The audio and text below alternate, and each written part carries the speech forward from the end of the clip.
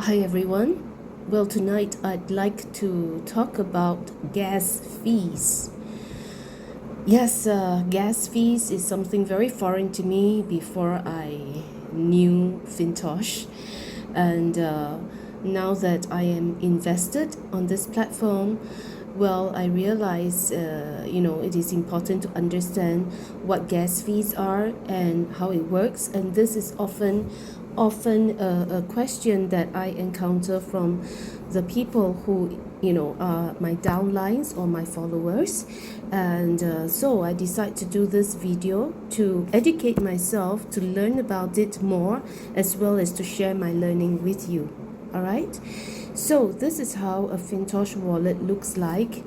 First and foremost, just very briefly, FinTosh is an amazing platform for borrowers and lenders. Okay, for borrowers, who are the borrowers? Borrowers are usually crypto traders, people who know how to trade with cryptocurrencies and coins, etc. And these crypto traders, they can be independents, individuals, or institutions, and they can come onto the FinTosh platform to borrow. Okay, and when they borrow, they have to pay FinTosh either a 2% interest or a 2.5 interest per day. All right, it really depends on whether they borrow for 1 day. If it is 1 day, it is higher. The interest is 2.5%. If it is over a week, then the interest is lower, but every day they have to pay back an interest of 2% for 7 days. All right, so that is the borrowing part. Then the lenders are people who are also investors, people like me. So I invest on the platform, or in other words, I put my capital in and it goes into a lending pool. And as an investor, then I get a 1% interest or profit from FinTosh for based on a 1% profit or interest based on the capital that I lend out on the FinTosh platform. And the minimum amount to lend out is 100 USDT. Maximum is up to any amount, okay? But it has to be a round figure. All right, and so in a nutshell, this is how it works on FinTosh. It's a lender and a borrower, almost like how banks work, okay? But this is in a DeFi, a decentralized finance platform, and it's using blockchain technology as well as smart contracting technology to operate this platform, okay? So I just gave a brief overview, and now I'm going to dive right into gas fees. So on this platform, right, in order to borrow or lend out, more like for us to lend out, right, mostly it is in the form of USDT. And USDT is cryptocurrency. It's 1:1 US dollar in terms of value. So 1 USDT is equivalent to 1 US dollar in terms of value, okay? It's pegged to US dollar. And but it is US dollar in cryptocurrency form, if I may put it that way. And to make things more complicated, it comes in three possibilities. At least on the FinTosh platform, right, we can actually lend out USDT in three forms. So on this screen, you can see from bottom up, there is USDT ERC20, which is gray in color. Then the second line up is USDT BEP20, which is yellow in color. And one line above it is USDT TRC20, which is pink in color or red in color, okay? So these are the three types of USDTs that we can lend out as well as borrow, actually, on the FINTOCH platform. Okay, however, in order for these currencies to move around, whether it is to move out into the lending pool or for it to be moved back into the wallet or to move from one wallet to the other, you require gas in order to move it. Almost like, I use the analogy like these USDTs are like vehicles, and for you to move the vehicles without petrol or without gas, you can't move it, right? And therefore, now, if you want to move the USDT TRC20, then you need the gas fee of TRX. The equivalent, to complement the TRC20, the gas fee is TRX. And you can see TRX also on this screen above. And to move USDT BEP20, you need the gas fee of BNB, which is right there on the top now, BNB. And to move USDT ERC20, it has to be paired with ETH, which is above. All right, so this is how it works. It has to pair together. And on the FINTOCH platform, actually the FINTOCH platform itself is built on top of the Binance blockchain.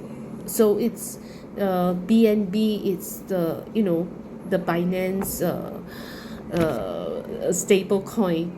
Okay, and USDT BEP20 paired with BNB, the gas fee, well, this is the most economical choice among the rest. And as a result, I choose to invest in USDT BEP20 pairing with BNB. Okay, and now let me also try to explain a little bit more about gas fee, where I have already opened up a site where it says what are crypto gas fees. So let me read some parts out to you. Okay, in fact, when I'm reading and I'm teaching, I'm also learning. So cryptocurrencies and blockchain technology aim to shake up the status quo of money, the finance industry, and the very foundation of how business is conducted. With a decentralized structure and lower fees, crypto could help make the world a more efficient place. Yeah, because in the past, if you recall, if we want to transfer funds, okay, if we want to transfer money from one country to another country, for example, it is very cumbersome, isn't it? I mean, we have to go to the banks and then we have to make transfers. We have to pay for bank charges, we have to pay for admin fees, we have to pay for currency exchange fees, etc.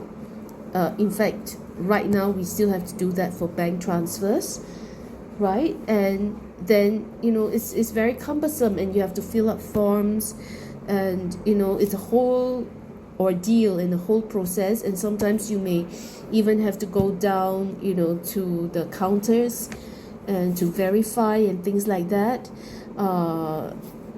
We have services like that in banks, of course. There's also things like Western Union, and like this, but it is cumbersome, it is time consuming, it is expensive, there are many charges, and also you're subject to the opening and closing hours, and weekdays and weekends or public holidays may not be able to execute, and it's also not instantaneous, right? However, in the crypto world, in this DeFi world and smart contract and blockchain technology world, transferring fees or transferring funds from one wallet to another wallet, no matter where the wallets are placed in, as in it can be global or any part of the world. Or for example, I'm now in Singapore and I can transfer my USDT to someone, say in Nigeria, and it's just a touch of a few buttons with a couple of clicks and the funds get transferred instantaneously. It's amazing, so and it is fast, it's efficient, and it is very economical. There's hardly any fees in between to pay all these middlemen and so on and so forth. However, even though the fees are very low, there are still fees involved, and this is where it comes down to these gas fees we're talking about. Okay, so there it says lower fees doesn't mean that there are no fees at all.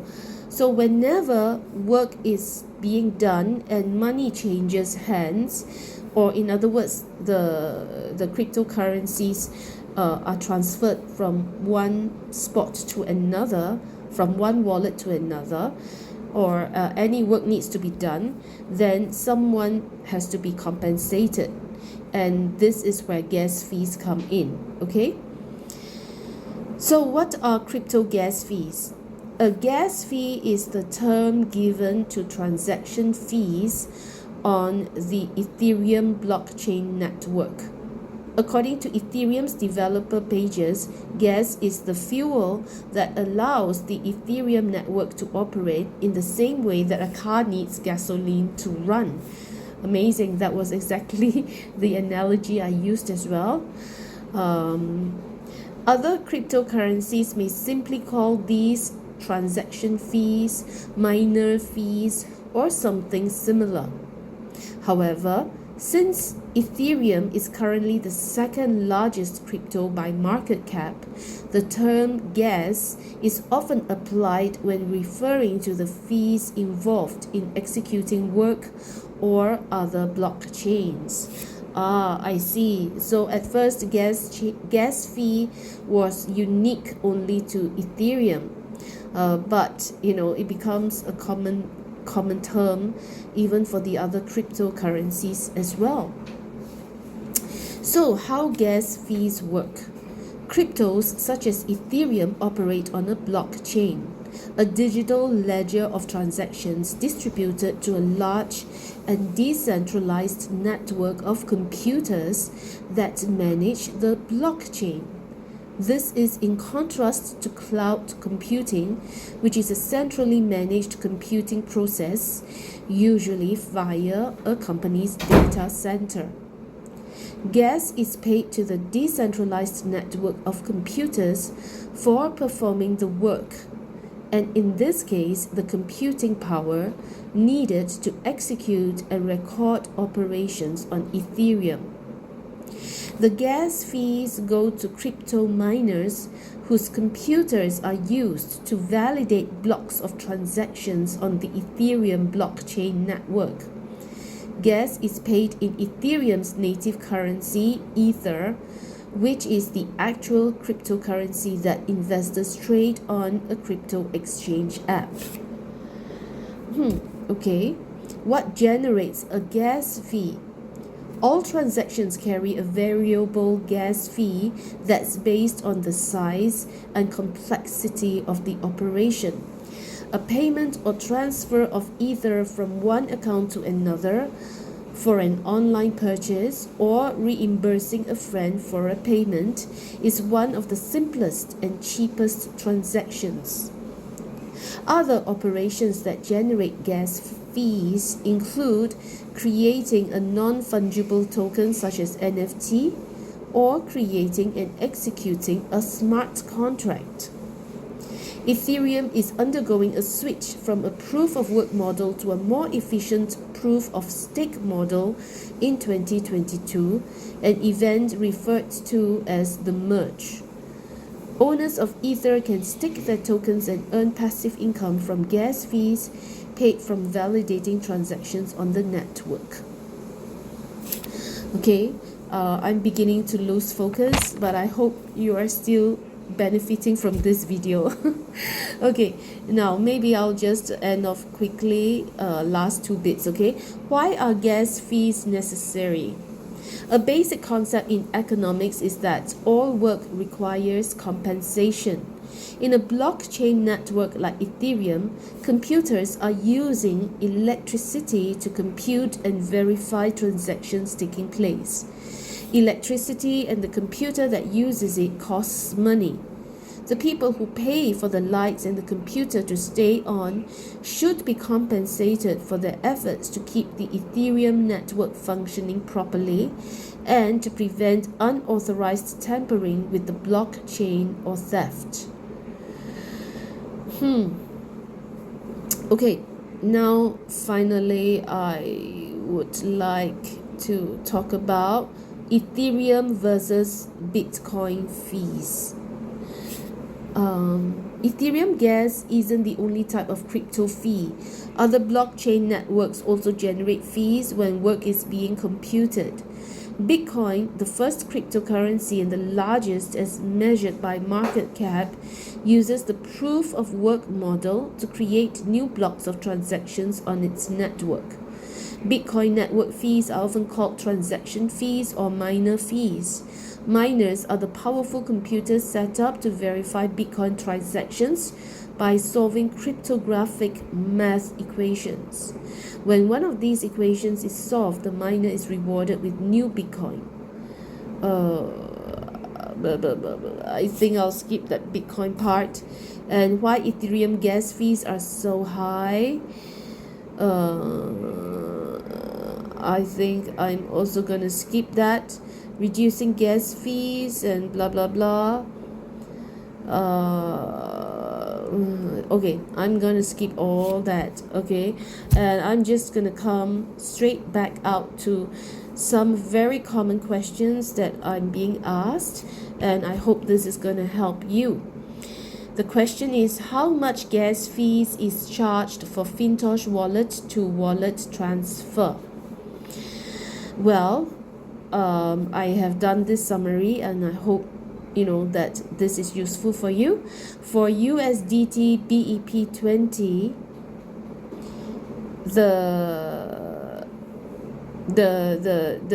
ideal amount to keep is below BEP 0.01 at least for each transaction, though I have tried and tested. Usually as low as 0.002 still works. Okay, but just to be safe, it's good to keep at least 0.01 of BNB of a BNB, or rather BNB for BEP20 is ideal. Okay, then for TRC20, it's ideal to keep TRX at least 100 per transaction. Okay, and then for USDT ERC20, it's good to keep at least ETH 0.01. all right, then that would be ideal. Okay, and the answer also is that it depends on the traffic, and the amount of gas fee varies. Usually the cost is per transaction, not on amount basis, and normally it is advised to have at least this amount in the wallet load to ensure sufficient for few transactions at least. Okay, and so at the below I have indicated number 1 BEP 0.01. I guess it is more accurate if I had put BNB 0.01 for BEP20, and number 2 I put it as TRC 100.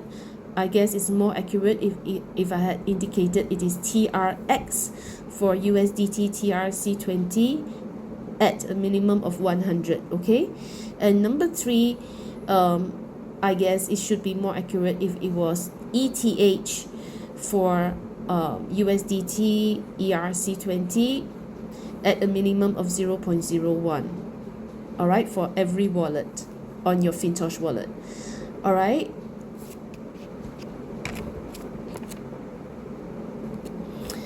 And so what happens if when we execute a transaction, can we know in advance how much of the minus fee or the gas fee will be charged?